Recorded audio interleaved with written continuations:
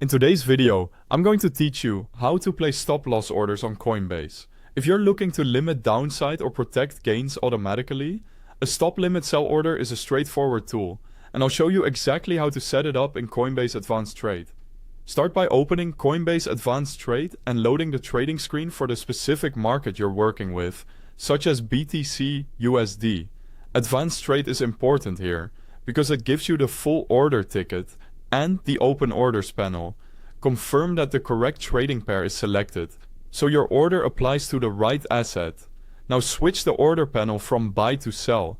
A stop loss is a sell order for crypto you already hold. The goal is simple. If price drops to your chosen level, the platform submits your sell order automatically so you don't have to monitor the market constantly. From the order type menu, choose Stop Limit. This order uses two prices. The stop price is the trigger. When the last traded price reaches that number, Coinbase creates your limit sell. The limit price is the minimum you're willing to accept for the sale. Because markets can move quickly, many traders set the limit slightly below the stop to improve the chances of getting filled as price moves down. Enter your stop price first, the level where you want the order to activate. Then enter your limit price, the lowest price you'll accept. If you want the order to be more likely to fill during a sharp move, set the limit a small step under the stop while still keeping control over your minimum.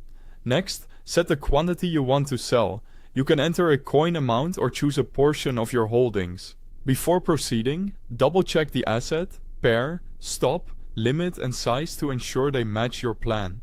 If you still need the platform, you'll find the official Coinbase website link and the mobile app download link at the very top of the description for easy access. When everything looks correct, click Sell to place the order. You won't see an instant fill. Instead, the order appears in your Open Orders tab and remains there until the stop price is reached.